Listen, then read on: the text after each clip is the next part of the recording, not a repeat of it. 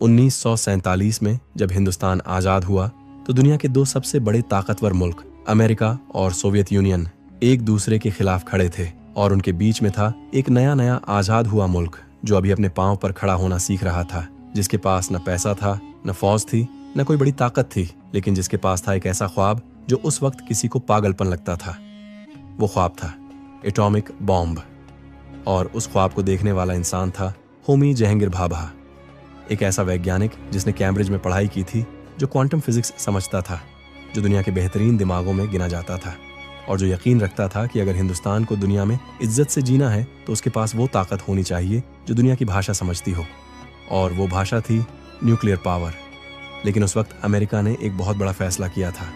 उसने तय किया था कि न्यूक्लियर टेक्नोलॉजी किसी को नहीं दी जाएगी, किसी को भी नहीं, क्योंकि अमेरिका जानता था कि जिसके पास एटम बॉम्ब होगा वो दुनिया में बराबरी का दावा करेगा, और अमेरिका को बराबरी का दावा करने वाले पसंद नहीं थे।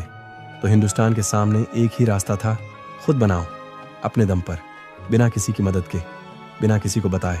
और यहीं से शुरू होती है वो कहानी जो 27 साल तक चली, जो इतनी राजदारी से चली कि अमेरिका को भनक तक नहीं लगी, जो इतनी हिम्मत से चली कि पाकिस्तान थर्रा गया, और जो 18 मई 1974 को उस एक धमाके पर खत्म हुई जिसने पूरी दुनिया को हिला दिया। 1948 में होमी भाभा ने जवाहरलाल नेहरू को एक बात समझाई जो बहुत आसान थी, लेकिन जिसके नतीजे बहुत बड़े थे।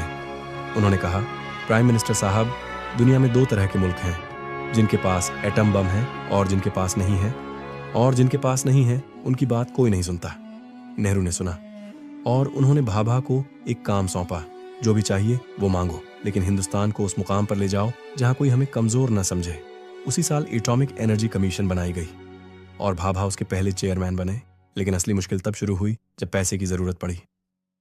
हिंदुस्तान एक गरीब मुल्क था जहां लोग भूख से मर रहे थे, जहां सड़कें नहीं थीं, अस्पताल नहीं थे, स्कूल नहीं थे, और ऐसे मुल्क में एटम बॉम्ब बनाने की बात करना पागलपन लगता था।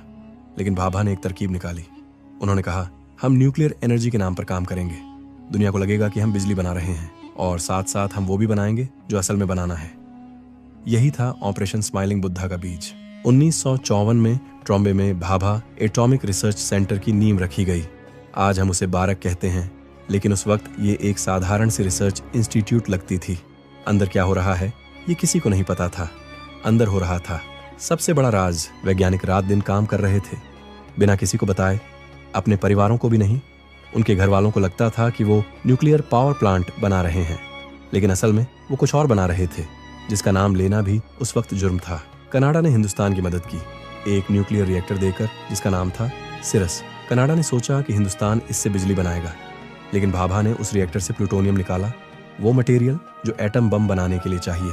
कनाडा को बाद में पता चला और कनाडा बहुत नाराज हुआ, लेकिन तब तक बहुत देर हो चुकी थी। 1962 में चाइना ने हिंदुस्तान पर हमला किया और हिंदुस्तान बुरी तरह हारा।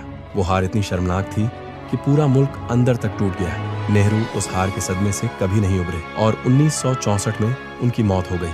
लेकिन उस हार ने एक और चीज की, उसने हिंदुस्तान को एक सबक दिया जो बहुत कड़वा था, लेकिन बहुत जरूरी था।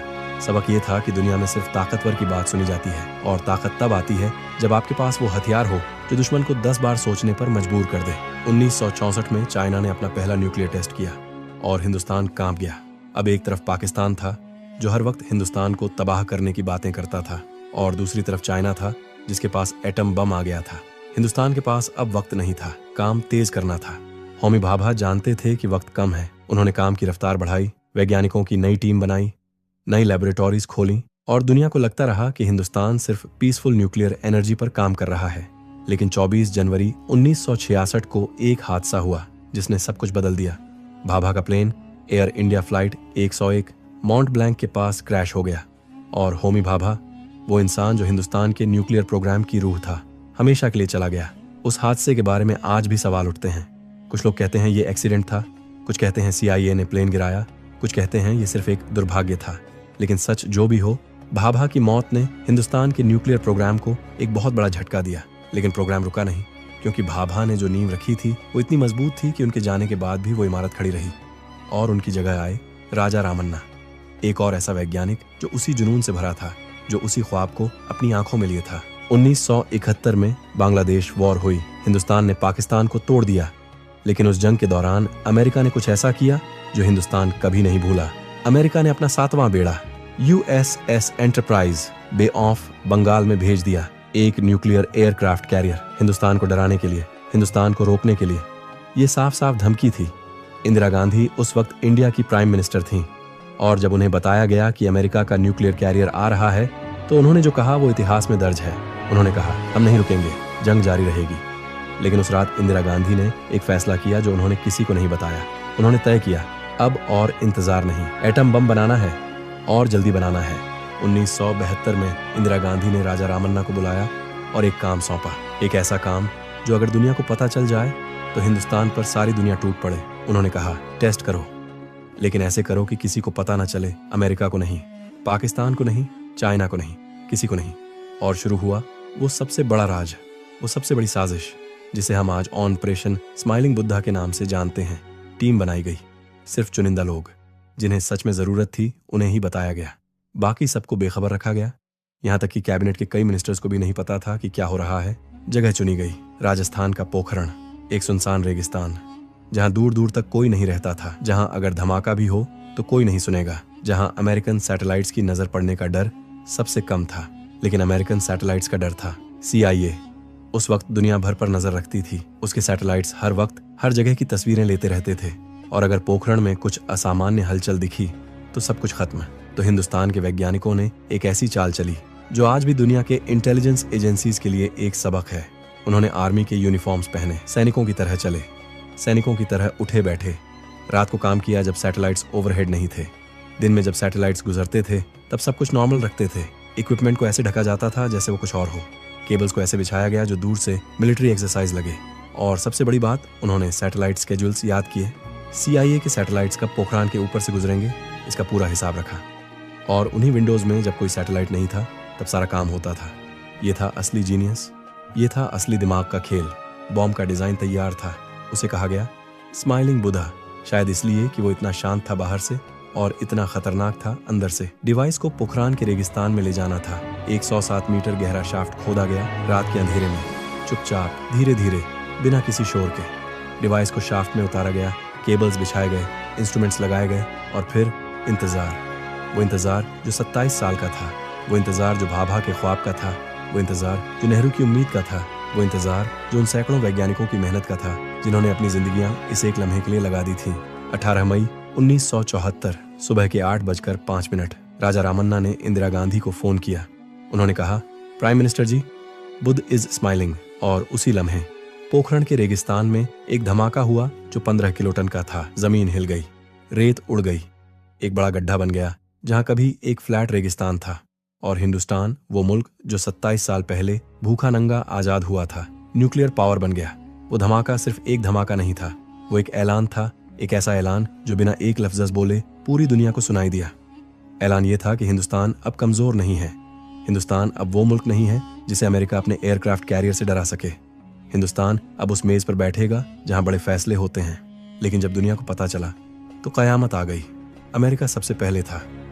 CIA को यकीन नहीं आया। उन्होंने अपनी सैटेलाइट इमेजेस दोबारा देखी, दोबारा एनालाइज की, और जब कंफर्म हुआ तो वॉशिंगटन में तूफान आ गया। CIA के अफसरों ने जब अपने बॉसेस को बताया कि इंडिया ने न्यूक्लियर टेस्ट कर दिया तो पहला सवाल जो पूछा गया वो था, हाउ, कैसे? हम कैसे नहीं जानते थे? हमारे सैटेलाइट्स क्या कर रहे थे? और जब इन्वेस्टिगेशन हुई तो पता चला कि इंडियन साइंटिस्ट्स ने सैटेलाइट शेड्यूल्स का इस्तेमाल करके CIA को पूरी तरह बेवकूफ़ बनाया था। ये CIA की सबसे बड़ी इंटेलिजेंस फेलियर थी उस दशक की। अमेरिका ने तुरंत सैंक्शंस लगाए। न्यूक्लियर टेक्नोलॉजी का कोई ट्रांसफर नहीं होगा, इकोनॉमिक प्रेशर डाला जाएगा, हिंदुस्तान को सजा दी जाएगी। पाकिस्तान थर्रा गया। जुल्फिकार अली भुट्टो, जो उस वक्त पाकिस्तान के प्राइम मिनिस्टर थे, उन्होंने जो कहा वो आज भी याद किया जाता है। उन्होंने कहा, हम घास खाएंगे लेकिन एटम बॉम्ब बनाएंगे, चाहे 1000 साल लग जाएं। और उन्होंने AQ खान को याद किया, वो पाकिस्तानी वैज्ञानिक जो नीदरलैंड्स में काम कर रहा था और जिसने यूरोप की न्यूक्लियर टेक्नोलॉजी चुराई थी। पाकिस्तान का न्यूक्लियर प्रोग्राम शुरू हुआ और 1998 में पाकिस्तान ने भी टेस्ट किया, लेकिन वो 1998 की बात है। 1974 में पाकिस्तान के पास कुछ नहीं था और वो जानता था अगर हिंदुस्तान ने चाहा तो पाकिस्तान का नामो निशान मिट सकता है। चाइना भी हिल गया था। चाइना ने 1964 में टेस्ट किया था और वो सोचता था कि एशिया में वो अकेला न्यूक्लियर पावर है। 1974 में जब हिंदुस्तान ने टेस्ट किया तो चाइना को एक ऐसे कॉम्पिटिटर का सामना करना पड़ा जिसे वो कमजोर समझता था। चाइना ने पब्लिकली कंडेम किया, लेकिन अंदर से वो समझ गया था कि हिंदुस्तान अब वो नहीं रहा जो 1962 में था। और इंदिरा गांधी, जब उन्हें बताया गया कि टेस्ट सक्सेसफुल है, उन्होंने कुछ देर के लिए आंखें बंद की। शायद उन्होंने उस वक्त उस 1971 की रात को याद किया जब American aircraft carrier bay of Bengal में आया था। शायद उन्होंने भाभा को याद किया, शायद उन्होंने नेहरू को याद किया। और फिर उन्होंने एक बयान जारी किया, हिंदुस्तान ने पीसफुल न्यूक्लियर एक्सप्लोजन किया है। हम न्यूक्लियर वेपन्स नहीं बना रहे, हम सिर्फ पीसफुल पर्पसेज के लिए इस टेक्नोलॉजी का इस्तेमाल करना चाहते हैं। दुनिया ने वो बयान सुना और दुनिया समझ गई कि असल में क्या हुआ है। लेकिन हिंदुस्तान ने एक बात कही जो उसने निभाई भी, नो फर्स्ट यूज। हिंदुस्तान ने कहा कि हम पहले कभी न्यूक्लियर वेपन नहीं चलाएंगे, सिर्फ जवाब देंगे। ये एक ऐसी पॉलिसी थी जो दुनिया में बहुत कम मुल्कों ने अपनाई। ऑपरेशन स्माइलिंग बुद्धा की सबसे बड़ी बात क्या थी? सबसे बड़ी बात थी राजदारी। 27 साल, लाखों लोग, सैकड़ों वैज्ञानिक, दर्जनों पॉलिटिशियंस, और किसी ने, एक भी शख्स ने बाहर एक लफ्ज नहीं बोला। न अमेरिका को पता चला, न पाकिस्तान को, न चाइना को, न किसी और को। ये कोई छोटी बात नहीं थी।